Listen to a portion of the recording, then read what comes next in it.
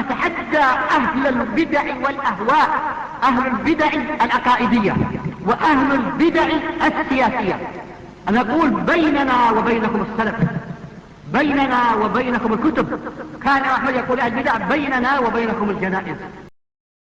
Regarding the questions, the first one it mentions here that the takfiriyun, they say that the rulers, I think they refer here to the Muslim rulers, they are disbelievers, and they use the verse وَمَنْ لَمْ يَحْكُمْ بِمَا أَنزَلَ اللَّهُ فَأُولَٰئِكَ هُمُ الْكَافِرُونَ, that whomsoever does not govern or judge by that which Allah Azza wa Jal has brought down, then they are disbelievers.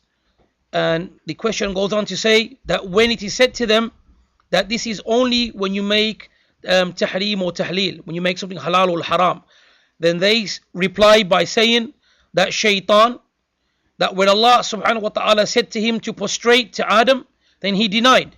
And then Allah subhanahu wa ta'ala mentions in the Quran about wastakbara wa kana min al-kafirin, that he denied and he became arrogant, and due to that he is one of the disbelievers. So they are trying to say, basically, the takfiriyun, they say that he knew that this was a sin, but he just became arrogant, and thus he became a disbeliever. So if a ruler, it mentions, doesn't make halal or haram, but just he merely does that thing that he's basically arrogant and is rejecting, then he is a disbeliever.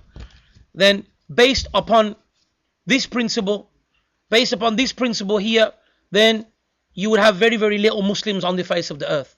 If you merely became arrogant, or merely that you never done something by way of Allah's command, and that would make you a disbeliever, then that would make the majority of Ahl al-Ard all disbelievers.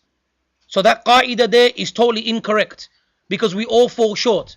Secondly, regarding that verse, وَمَنْ لَمْ يَحْكُمْ بِمَا أَنزَلَ اللَّهُ فَأُولَٰئِكَ هُمُ الْكَافِرُونَ, then we have a verse likewise where Allah Azza wa Jal mentions وَمَنْ لَمْ يَحْكُمْ بِمَا أَنزَلَ اللَّهُ فَأُولَٰئِكَ هُمُ الْفَاسِقُونَ, that whoever does not judge with that which Allah Azza wa Jal has brought down, then they are fasiqun. Fasiqun are not disbelievers. Fasiqun, they are sinners. So what do we do with that verse then? If they are only using this verse to say that if you do not judge with that which Allah Azza wa Jal has said, then you are a disbeliever. This is what they hold, the takfiriyun. So our reply to them is, what do you do with the same verse that we have just mentioned? And it is in the same chapter, that whoever does not judge with what Allah Azza wa Jal has brought down, then he is a sinner. So what do we do with that then? Allah referred to him as a sinner, not as a disbeliever. Shaykh bin Baz rahimahullah ta'ala has made the jump between these ayat, and he has explained that if a person holds a religion or a nizam to be better than Allah's, then he is a disbeliever. That if someone believes that there is another sharia, another deen or something which is better, or another law which is better than Allah subhanahu wa ta'ala's law, he believes this, then he is a disbeliever. Likewise, if you hold something to be equal to Allah's law, that you hold another nizam, a dastur, to be equal with Allah, then likewise he falls into the category that you are a disbeliever. But if a person knows that Allah Azza wa Jal's deen is better and his nizam is better, but however he falls into sin doing that which Allah subhanahu wa ta'ala has prohibited, but he doesn't believe that he's better, or he doesn't make it halal, then likewise he falls into the category Shaykh bin Baz rahimahullah ta'ala said that he is from the sinners. If he doesn't hold it to be equal, he doesn't hold it to be better, but he holds Allah's law to be better, but however he's falling short, and he is falling short and fell into the sin, then he is a sinner and not a disbeliever.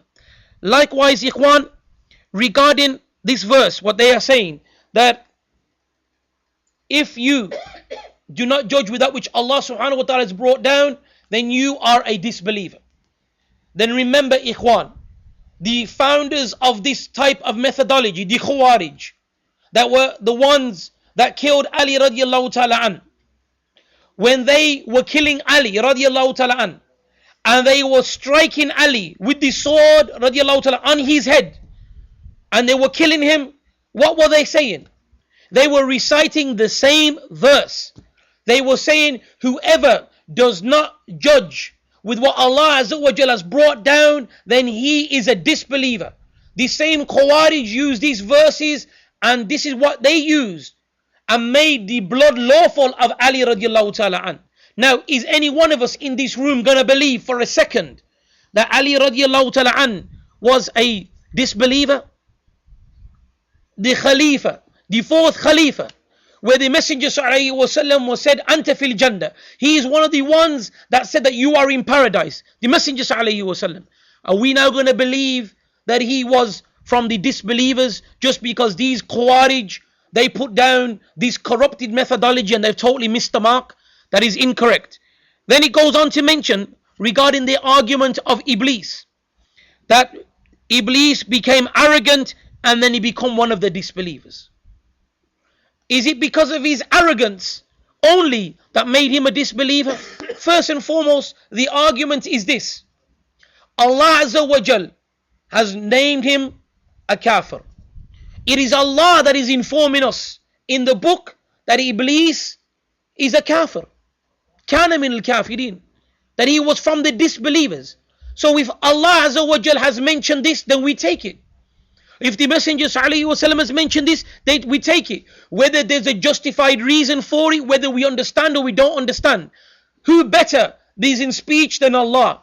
And Allah Azza wa Jal has mentioned that he was from the disbelievers. So now to use Iblis's example and some of the sifat, some of the characteristics that Iblis has, and to say that if anyone fits into that type of characteristics, then is automatically a kafir. Secondly, I have not heard, not from the Salaf, and likewise not from our present scholars today, that if someone is arrogant, that he automatically becomes a kafir. Is a very blameworthy affair, yes, if you become arrogant. But to become a kafir from mujarrad, that you are arrogant, then all of these arguments, ikhwan, they are weak. Regarding, we call it symbol. This is our ta'wil. This is their ta'wil. This is the way they're explaining. Allah told him something, and due to him not doing it, then basically he become a disbeliever. So this is what they are trying to say. Allah is telling you to do something because you never done it, then you're a kafir. Okay, if that's the case, that every time that we leave one of the commands of Allah, if Allah Azza wa Jalla has ordered us to do something, for example, Allah subhanahu wa ta'ala has made an order for us to do something, and we leave that order, we haven't fulfilled it, are we automatic kafir? Who in the right mind agrees to this principle here? And like I said, Allah Azza wa Jalla from his hikmah has given that title to Iblis as a disbeliever. Allah has mentioned it in his book. Whether we understand why the wisdom or not, we accept as Muslims. But we cannot say now that because Allah called Iblis a kafir because the story was that he denied a particular thing and he disobeyed, then he is a kafir. Then that is incorrect, because not the companions of the Messenger sallallahu alaihi wasallam understood this. We always go back in these affairs, a very simple principle. Go back and look at the companions of the Messenger sallallahu alaihi wasallam. This is our makhraj. This is how we get out of these arguments. We look at the companions.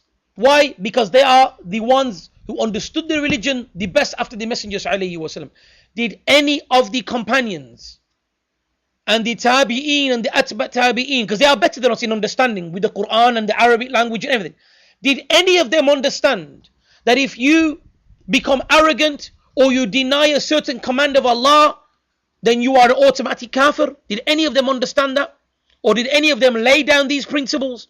So then, if they did not lay down these principles, then you miskeen that has come nearly 1500 years later and now are trying to come with something that no one from the Salaf preceded you in this, and now you are trying to say that basically because Iblis refused the amr of Allah, and then due to that now, this is why he's a kafir. So anybody now, every single person that falls into this sifat, he's a kafir, and that is an incorrect methodology to have. And this is the methodology of the Khawarij.